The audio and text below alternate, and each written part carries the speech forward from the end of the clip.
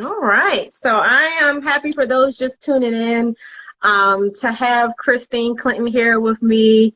Me and Christine have crossed paths many times in the wellness arena, and it's always such a joy to see you when I get to see you in person and talk to you. And Christine gives the best hugs. Oh, thank you. The best hugs out there. So if you come across Christine and she's willing, ask for a Christine hug. Yeah, we do go back a long way, and I hadn't seen you since. Well, of course, I Spa was the first time we saw each other in a couple of years, so that was Yep. really enjoyable to catch up with you and hear what you. Absolutely. And I think before that it was in the Bahamas. It was with our dear friend Stephanie who put us together. Yes, Stephanie Rest, yeah, yeah. yes, yes. Oh, well, we got someone that agrees. Leslie agrees that Christine gives the best hug. You know what? At iSpa, I got a very special hug from Leslie, one of the sessions, and it was very emotional, but it was really nice that she came up and sought me out for a hug. So I'm very appreciative of that, Leslie. I got to tell you, it meant a lot to me. So for those that don't know Christine, Christine, you have your hands in a lot of different things, and Christine is the founder of Christine Wellness for Life, and you also chair the Global Wellness Initiative for Wellness for Children as well. And of course, there's your signature Christine Clinton Cancer Care Program.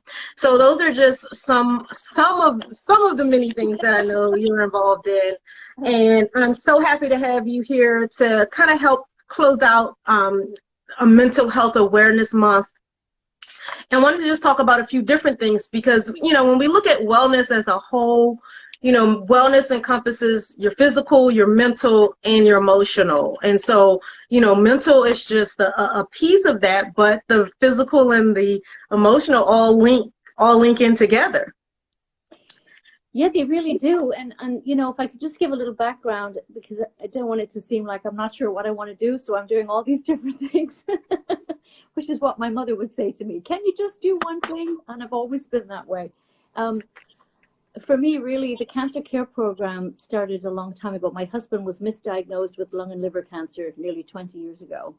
And I was already a massage therapist at the time, and I was teaching anatomy and physiology for a UK government not a government, a UK organization called ITEC. They basically offered international certification. So I was working with them, and my husband was misdiagnosed. And I realized that what we learned in massage school was probably not accurate. And when we found out that it was, in fact, a misdiagnosis, we thought for 6 weeks that he did have cancer. Wow. And then it turned out to be a hemangioma on his liver and scar tissue on his lungs from TB that he had when he was in London. He grew up in the UK. So anyway, long story short, I realized that I really didn't know anything about cancer, even though I was teaching anatomy and physiology. And I thought that's really, really wrong on so many levels that as practitioners, we don't know about cancer. And so I sought out some training and got trained in medical massage for cancer patients at Sloan Kettering in New York City, which was actually the only place that had any kind of integrative oncology at the time. Now, of course, moving on from there, MD Anderson do and Johns Hopkins, and of course in the UK, Royal Marsden, and some very famous hospitals around the world now have integrative oncology as a way to really address cancer and its treatments, because the side effects are really lifelong in many cases. And that's one of the things that I think we really need to understand in a spa setting, that just because the treatment's over, just because the clients finish their chemo or finish their radiation or completed surgery, that they're going to be fine. And that's really where I think we really play a huge role in that. And that's where we can bridge the wellness to medical side of things. Recently, as you mentioned, I'd just been traveling in Qatar and in Dubai, but we had clients that had 10 surgeries for breast reconstruction, Wow. for example. Another client had, I couldn't believe it, but 11 surgeries, failed implants and ruptures and rejection because the immune system's compromised. So some people are going through their cancer treatments for many, many years. And what can we do in the spa industry to support them? Well, there's really quite a lot we can do. So that was the start of it. And the more I was teaching, the more I recognized that half of all cancers are preventable, as is diabetes and heart disease and obesity. So it's like, well, how do we make a change then? If we just keep doing the same thing, we're not going to get anywhere. So I thought, what if we started with the children? What if we started to educate children about having a well life, or choosing, or making choices? Well, that involves the parents, because often the children don't do the grocery shopping. So then, so what if we have an initiative, Wellness for Children? And so that's how I got to chair the Wellness for Children. And it was really because of the cancer care program that it led me to that, with that. So that's the connection. And it makes a lot of sense. And just to go back to the cancer care program, I want to kind of just give a little bit of history on why that's important in the spa wellness industry. Because someone, just tuning in and watching, whether they are, a cancer patient themselves, recovering cancer survivor, or even if someone's watching that's in the spa and wellness industry who is a massage therapist or owns a spa, can you give a little bit more information about why proper cancer care protocol in the spa is so important? Well, it's really important because there are residual side effects of cancer treatment. Predominantly, we see it with lymphedema, for example. Lymphedema is a huge risk factor for people who've had cancer, because the only way that the surgeon, the oncologist, can check to see if cancer has spread around the body from the initial site is to check your lymph nodes. So once lymph nodes have been removed or radiated, then that puts the client at risk for lymphedema. And so that really affects the pressure that we would use, the direction of our strokes, and the other underlying conditions that they may have, like type 2 diabetes or like heart disease. We know now that cancer treatments can affect the heart. And so there's a new area of expertise now called oncocardiology. There's oncodermatology, because people are living longer with cancer, we're starting to see, wow, these quality of life issues that last longer than the cancer lasts really have an effect. So it's a quality of life issue for our clients. And as a therapist, it's really important that you know how to adapt a massage, that you don't cause any further aggravation. If the immune system's already compromised, then obviously they're a higher risk for infection. So your own personal hygiene is important. Where the client might be sent to in a spa setting. It's not really a good idea to go into the thermal suite, for instance, if you're just recovering from cancer, simply because, well, the risk of infection is higher, and if you've got moisture and heat in the same location, it's a breeding ground for bacteria. So you've got to be careful that a client wouldn't go there. But, interestingly, that's what was happening. We could see within the industry, some spas didn't want to turn clients away, but they hadn't been trained to do a massage or a facial. So they were sending them to the thermal suite, and we'll do your nails for you, as a way to not upset the client by refusing them a treatment. But they were the two worst things you could do for someone going through treatment. And so that's why it was necessary to educate the whole industry, really, about the importance of the right treatment for the right client at the right time for their treatment journey. And I have to tell you, sometimes our cancer survivors and thrivers will tell you they don't like the word cancer journey. For some, journey is something that you plan. It's a trip. Something you book that you want to do, and they're like, I'm not on a journey because I choose to be. So the language is important. How we address this with our clients, it's really important that they feel included. And that was one of the things I've spoken about a few times at World Spa Wellness and other events, about inclusivity and the importance of taking care of clients with compromised health.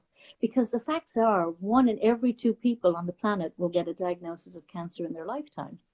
So if we don't know how to handle those clients, we're doing ourselves a disservice as professionals, and we're certainly doing the client a disservice by not being able to help them. Because really the education is key. And it's not that it's not difficult. It's not, in terms of a time commitment, it's a 3-day training on site. We're now offering a hybrid to do some online as well as practical. But, for me, it was really important that we actually had hands-on training with real live models. And for some other training organizations, that was difficult to manage. So they just worked on each other. The therapists went to a training. They did the online theory. and then they just worked on each other. And I did not like that model at all. To me, it wasn't right. And you know, if I'm going to do a facial on someone with acneic skin, then I usually want someone with acneic skin. If I'm going to Yep. do a massage on a pregnant client, I want if I'm doing a class, I want the model to be pregnant. So for me, it made sense. If we're going to talk about cancer, we needed to have models that would be prepared to talk to us about their experience and what that was like. So, and that's really how my training is different, I think, than other trainings that are out there. We insist that we work on live models. And you know what? It's when we put the word out wherever we're going to train, and we say that we're looking for people, sometimes we can't get support from the doctors, the hospitals, the medical community. They like the idea, they think it's great, but they're not the coordinators of those kinds of things, so they don't really know how to do that. But when we put out on Facebook or Instagram or ask people to ask people who they know, we always find. Absolutely.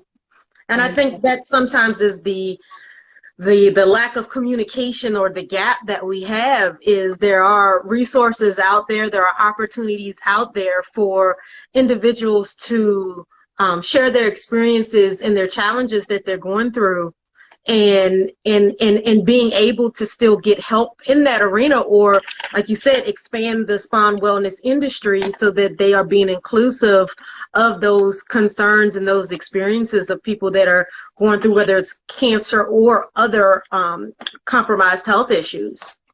Yeah, because sometimes the things we see that linger for people who've had chemotherapy, for instance, is something called peripheral neuropathy, where the hands and feet, they have a tingling sensation. Sometimes it's a burning sensation, or it's a weakness in general. But we see people with diabetes have that too. So if you're going to do a protocol for, a neuropathy in a client with diabetes, you can do the same for clients in cancer care. So there's a lot of comorbidities that we see within that realm of compromised health.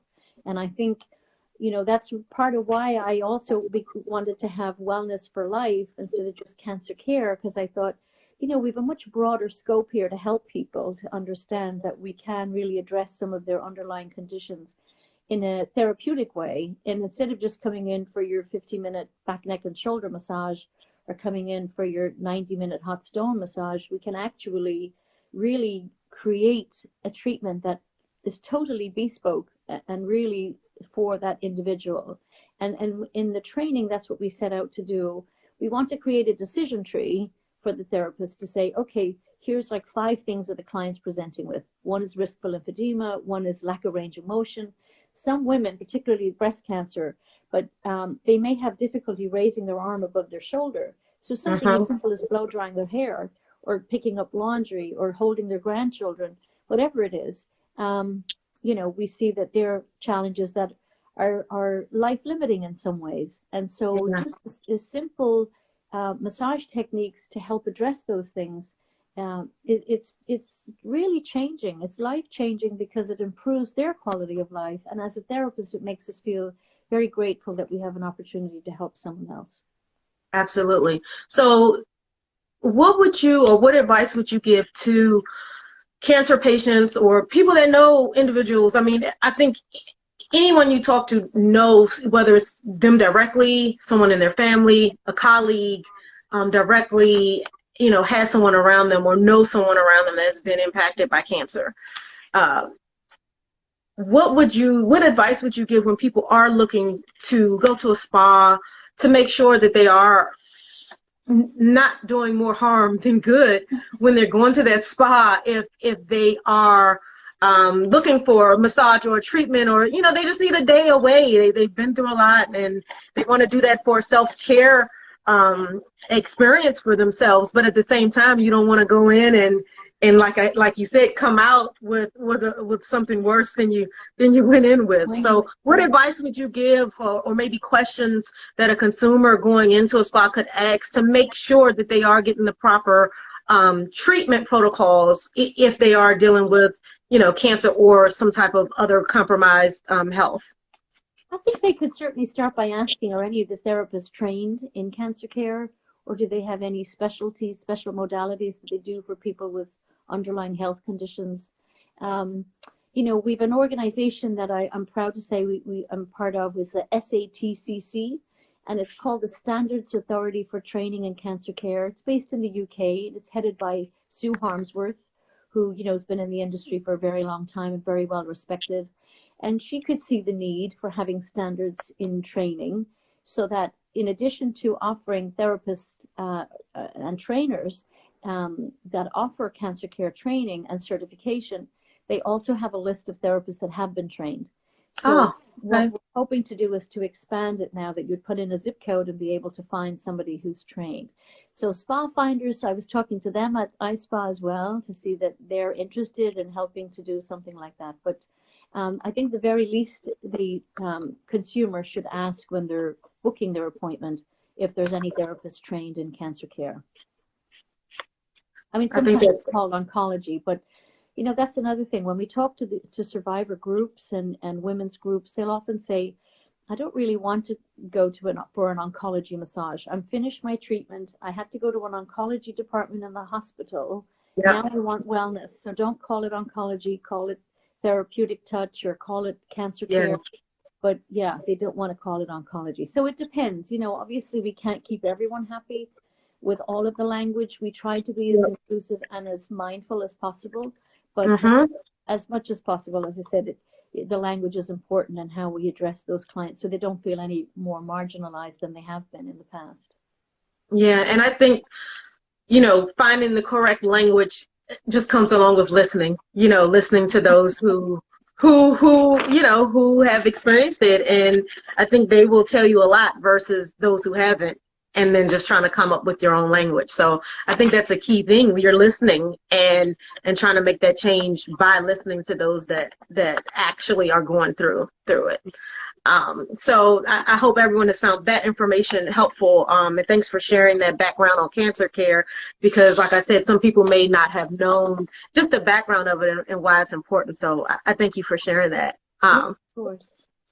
The next thing I wanted to talk about, you mentioned before we started talking in depth about the cancer care, was the Wellness for Children initiative. And, I think children are another one of our, most vulnerable populations out there. But because they are unbiased, coming into life experiences, that it's a great opportunity to instill, wellness into them at a young age. So I'm just curious, what do you think are some key foundational wellness, items that it's important to instill in children at a young age?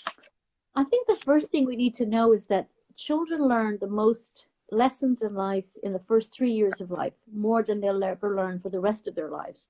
The most learning of a child's brain happens in the first 3 years, the formative years.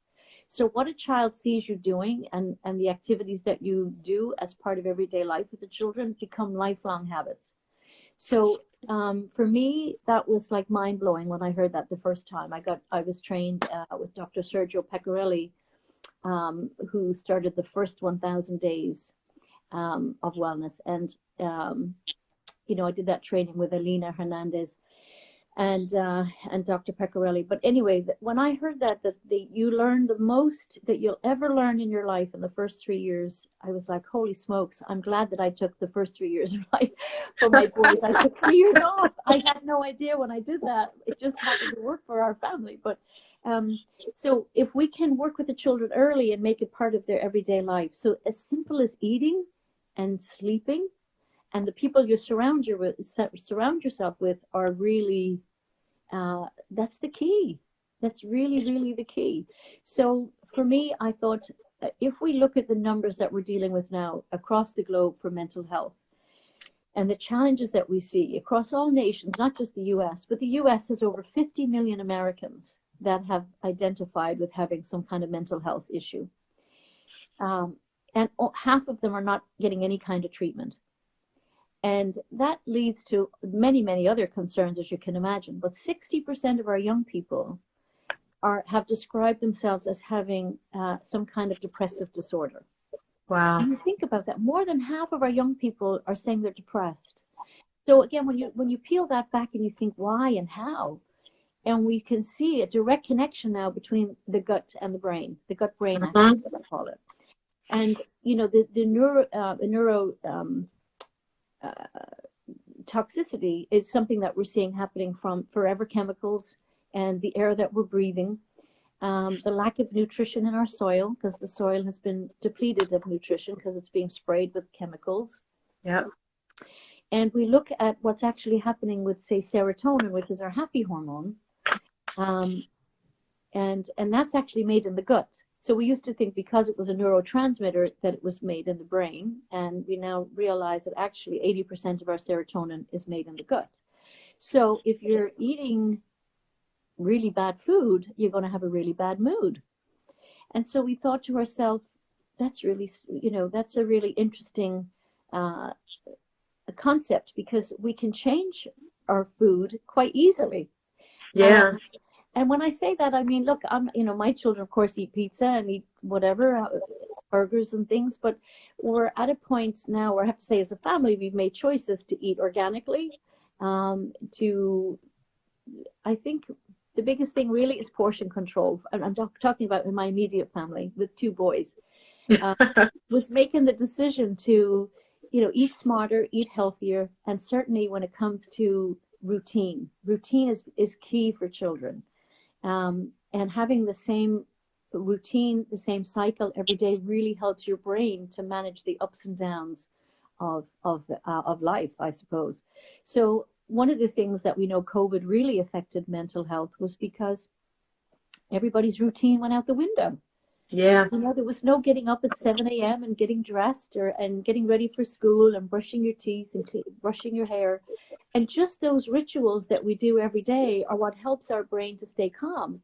And when you take it away, you know, you're kind of at a loss. And so one of the things we have to do now to try to reestablish routine is to really fortify those messages at home, that it's important to eat at the same time every day. It's important to rest at the same time every day. And the bedtime rituals should not include a phone. And we know our young kids take the phone to bed and they're checking Yep. messages before they go to bed. And sometimes you're using it as an alarm clock. Well, all those things are really unhealthy as it pertains to brain health. So we know that the blue light that is put into the eyes when we're looking at a screen late at night impacts the wake-sleep cycle. So our circadian rhythm is impacted by that. And when our bodies repair themselves is when we're in REM sleep. So when we're in rapid eye movement sleep or deep sleep, that's when our DNA repairs itself. So if you're not getting REM sleep, your DNA can't repair itself. And that puts more pressure on your immune system, right? Because now it's trying to fight more pathogens, but it hasn't had any sleep. Just think about it. If you didn't sleep for a couple of days and you were still asked to do the same amount of work with no sleep.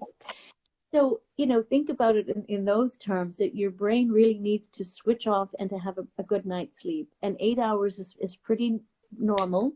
And for our younger folks, they should be getting 11 hours sleep. And they're not getting it.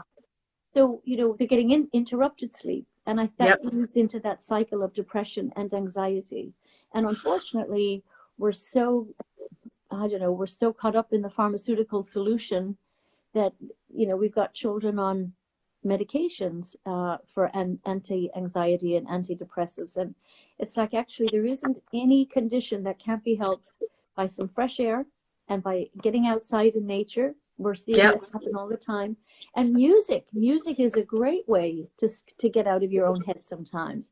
I mean, I've had that myself. You're you know, maybe you've seen the last client of the day and you're tired. You got to go get some grocery shopping. But I get in my car and you put on whatever, little Bob Marley or something, and you turn up the volume, and suddenly your mood changes. Yeah. So we know that we can change our mood with music. We can change our mood with food. And it's like, maybe that's what we need to be teaching our children, that this doesn't happen to be something that's external to them. This is of their own. They can make choices, and they can choose to not have their phone in bed at night. They can choose to eat a little less meat, perhaps, and try to a little more fish. Just simple things, but they're impactful things in terms of their overall health and well-being.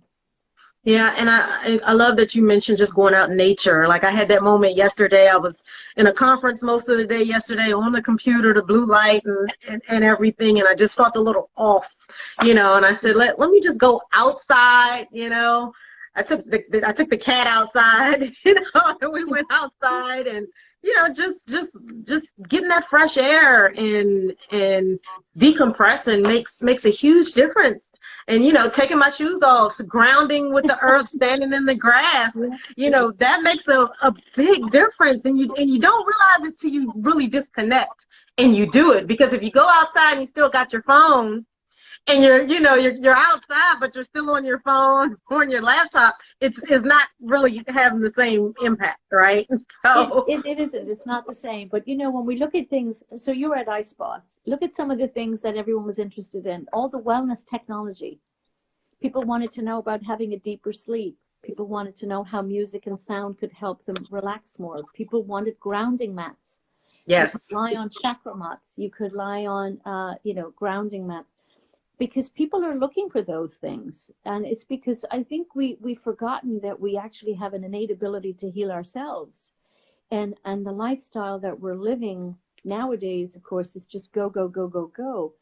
And so if you could stop and take a deep breath, I mean, that's another thing, the breath work. And Alina is working also with Stacey Abrams. And I think the importance of breath work can't be underestimated, really, because it's back to, it doesn't have to cost anything. If we look at Yep. disparities in healthcare and we look at disparities in wellness, not everyone can afford to go to the spa and drop $120 for a massage. I get that. But guess what? Absolutely. You don't have to.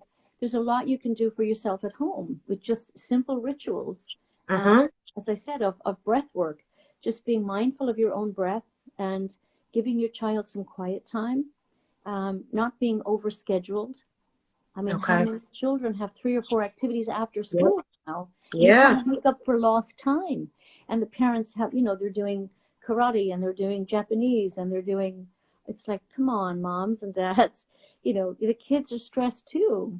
We're starting Yeah, to that's see a strain on both because I it hear a lot is. of parents that are, running to all these activities with the children and they're tired. I'm sure the kids are tired. It's hard to put in those healthy habits integrated into that. So it is sometimes just a lot of overwhelm. It's a lot of overwhelm. And one of the things that I think we're starting to see a little trend. So watch this space, but we're seeing definitely a trend in wellness activities in spas for families. When we look at spas that have facilities for children, it's a kids club, and mom goes Mm-hmm. to the spa and dad goes to play golf. And we're like, we're really seeing things where the kids are cooking with their parents, they're eating what they're cooking. There's, treatment rooms for moms and daughters and treatment rooms for dads and sons if they want to get reflexology or get a massage together. And I think it's really important that we look at the bonding that happens when parents and children are together. Um, Yeah. I know so many people. I mean, again, my own life, this is not a judgment by any stretch of the imagination, but it's just an observation. We are all busy, but we really have to take some time out to just breathe, get out in nature as often as we can, look at what we're eating, and try to get a good night's sleep without technology in the mix. I mean, it's Yeah. not really that difficult. So what would you say? I know you do a lot of work internationally as well. And so what do you see are the main differences in wellness and how it's implemented or resources that are available internationally versus in the United States? Are there differences that you see? I think the primary difference is we're still really in the US very dependent on medication as a solution. And I think other cultures will look at other things like a prescription for getting outside.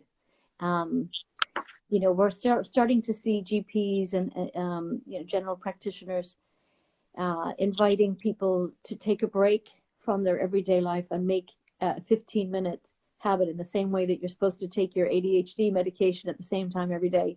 Go outside and spend 15 minutes outside to get some fresh air and to get grounded and to connect with yourself again. I just see there's more of that being recommended outside of the US than inside the US. But one of the things about the Global Wellness Institute is that there's so many resources there online, and that the science, everything is evidence-based, as you know.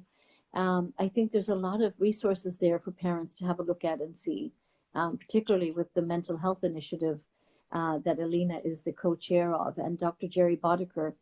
When I read his white paper some time ago, it's where I got some of the statistics from. It's like, holy smokes, this is like a global issue, but one that we need to see change. And change happens a little quicker outside the U.S. than in the U.S., I think. Yeah.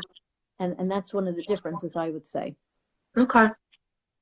So tell me about, I know you were recently in Dubai, and this home collection. I was reading about this home collection that you have for caregivers to instill like early education, wellness in children, for families that are in Dubai, UAE. Can you tell me a little bit more about that? Because I found that fascinating when we were talking about it a little bit at iSpa, and something that I think definitely should shift to the United States a bit more as well. But I'd love for you to share that with everyone that's watching. Okay, thank you. Well, we picked the UAE for one reason, really. Emer is there. Emer's our general manager there. My niece and I founded Junior Genius Global during lockdown. And that was because she had a Montessori school in Ireland, and nearly 400 children. And when lockdown happened, you had all these parents calling, what are we going to do? Can you send us some activities to do? You know, tell me, I don't know how to handle my child for 8 hours a day at home, particularly if you've got a 2-year-old and a 4-year-old. And the rules in Ireland in particular were very strict. You couldn't leave your home, you know, so going outside wasn't an option. I mean, it was a really strict lockdown in the very first one. So there were parents really anxious to know what could they do with their children that A, didn't cost a lot of money, and B, that was easy to do. So that was really the crux of it. And, you know, we talked about the things that we did at school, which was mindfulness. We did yoga, dino yoga we do, where we used dinosaur poses. So the Tyrannosaurus twist and the Brontosaurus bend and the... Oh, how fun! But just turning yoga moves into something that kids resonate with. And so dinosaurs is what we chose. But breath work cards, and children are really adaptive, as you know. They're so resilient. So something as simple as the high five breath, where they breathe in, breathe out, breathe in, and breathe out. They can trace their own finger, and they can take a breath. And they start to realize that this is something that they can really, I suppose, manage, because it's important that they feel they have some control over their lives. When their lives were completely taken over by A, the virus, and B, you know, the government, if you like. Everyone was told what to do, and these children felt powerless. They had no control over their daily lives anymore. So we felt this really empowered the children to feel connected to themselves, to know that they have their own breath, and their own breath can help them to feel good. And that was really important, that we felt that children could do that. And again, it didn't matter whether these children had financial resources or not. Everyone has a breath, and everyone can do that. So it was important to us that we were inclusive from that perspective. And we chose Dubai because Dubai, 80% of families in Dubai have a nanny. Wow. I had read a report when I was there previously that the children by the age of 5 going to school were presenting with something called dissociative disorder, where they hadn't fully bonded with their parents because they weren't spending enough time with them, and they didn't really bond with the nanny because they didn't speak the same language. Most of the nannies come from the Philippines, and they speak Tagalog as their language, and they didn't really integrate with the children as well as you would like to see a nanny. And I used to be an au pair in New York years ago. I had 2 little boys in my care, and little did I know that I'd go on to have 2 boys of my own as a mother. But anyway, so I guess my point is that some of the nannies are not prepared for what it takes to really show wellness to children, and the parents are not understanding what can be done to help the child to sleep and to eat. I mean, we kept getting calls all the time, I can't get my child to eat. And one of the reasons was back to this control issue, because eating is something that you can control. And we see this, and we hear this from young women especially, hearing it more from young men as well now too. But, you know, eating as a way to control your emotions. Because when you feel disempowered, one of the things you can control is what you eat, when you eat, and how much you eat. So we definitely see eating becoming more important. So children were refusing to eat, And that was also a sign of anxiety and distress. So we put together simple things like recipe cards, healthy recipes for the nannies to be able to make. If the child doesn't want to eat something, then make them a smoothie, but have Yeah. them eat the berries. I mean, here's some of the things that we know are missing now. Most people get their groceries delivered to their house, right? And you think about it, when certainly when my boys were little, we went to the supermarket all the time. And there's something nice about that because they get to choose what goes in the shopping cart. Uh-huh. Say, okay, so do you want, tell me which one you want to get, and they're part of it. Whether it's colors, the colors of peppers, red, green, or yellow peppers, they can choose which one they want. They can choose what fruit they want, and they're part of it. So when you go home and cook dinner, they feel like they're part and connected to the food because they chose it. So they're much more likely to eat it because they were part of the process. But when food gets delivered to your door and then is put on a plate for you at whatever, 5 o'clock in the evening, the children are not connected to the food in any way. So that was one of the things we really felt, that cooking was important. And if the child wasn't happy to eat, in terms of chewing something, again, we know that children with sensory issues, we're doing some work too with neurodiverse children in a way Mm. to help them to connect to, that they can always have a smoothie. But if you give a child choices, they're bound to choose at least one thing instead of Yeah. saying, "Oh, they won't eat anything, I can't get them to eat." It's like, well, there's a method here. You can teach them to make good choices and let them be part of it. So we just really wanted to see what that would look like. And so far, we've had a tremendous response, Hmm. the wellness collection. Yeah. I think this conversation, I'm getting a lot of takeaways here, and I hope everyone that's watching is getting a lot of takeaways too. But with children, my takeaway listening to this is, you know, establishing the routines, Yep. sleep, eating, your environment, but outside of that is allowing the children to be connected to their own experience. Exactly. You know, that's Absolutely. like the aha there. It's like you can put them in routines, but if they're not connected to those routines and feel like they're a part of that experience themselves and have, some choice and autonomy over themselves in a way, to learn to connect to wellness in their own way, then you may fail in some of those categories. I think you're absolutely right. And it's about engaging the children from the earliest moments. And that's why we think, oh, they're only two. What are they going to know at two? But children know an awful lot at two. And giving them choices from the very earliest times really helps them. It helps them to establish healthy habits as they go through life. And Mm-hmm. Mm-hmm. and being a decision maker and learning how to make a decision from the earliest times is something, is a talent and a gift that stays with them for the rest of their lives. Yeah. Wow.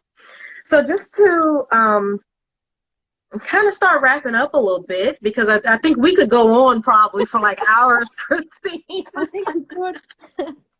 But I know you recently won the Deborah Simon Award for a leader in furthering mental wellness. And, furthering mental wellness, and then I'm going back to your, wellness for all. I think that is just so impactful right now, to yeah, one thing you mentioned was like food choices, right? And how you have the option of what you eat. But then also in a lot of demographic areas, sometimes you have food deserts, Hmm. so sometimes, that option, maybe your options are the pizza place and the burger joint, and maybe there's not an organic market, within a reasonable distance, for you to have access to, those healthy habits to integrate into your life.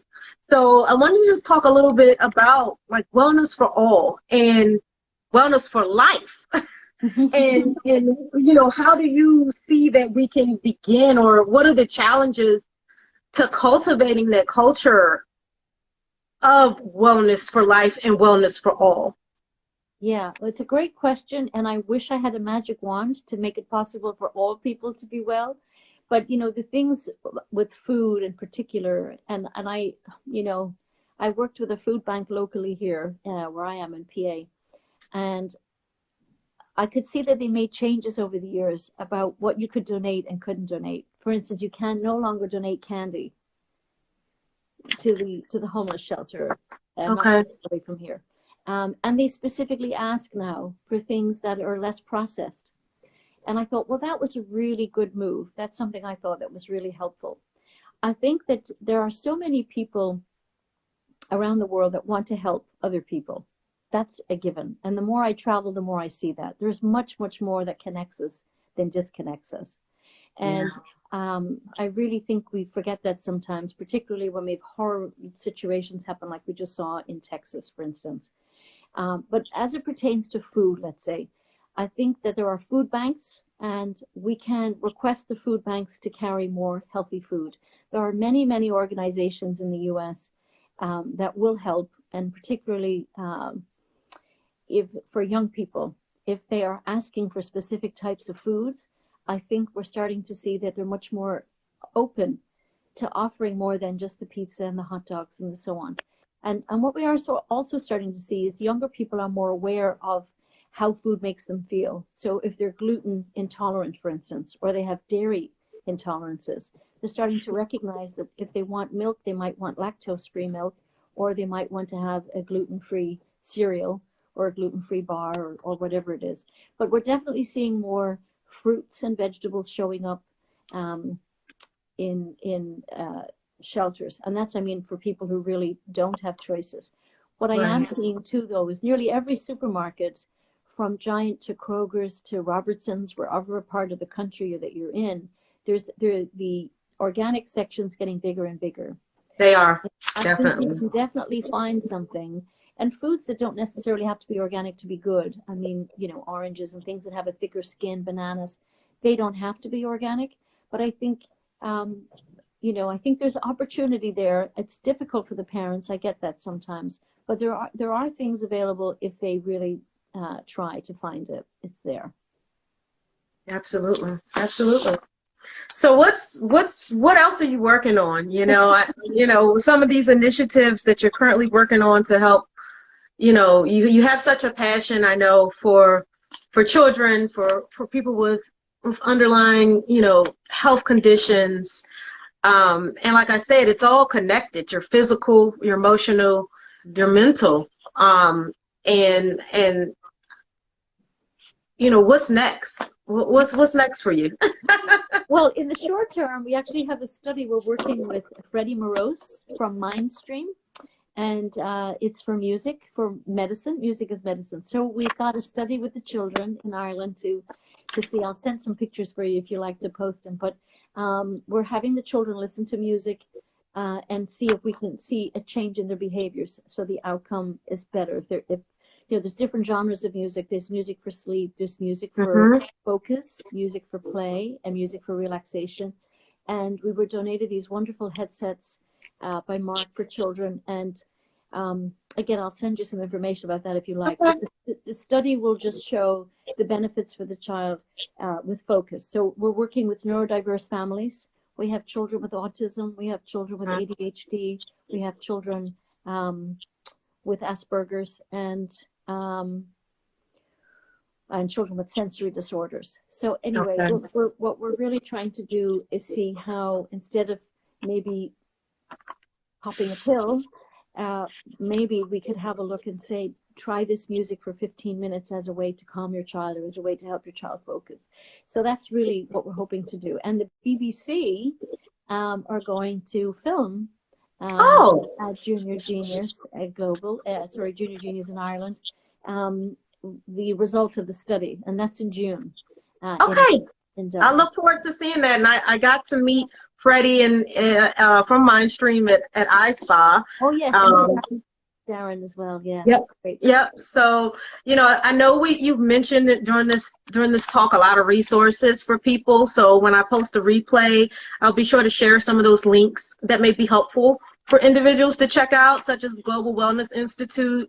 Great. Like Christine said, there's a lot of fact-based, evidence-based white papers and stats. And just looking at some of the initiatives that Global Wellness Institute is partaking in.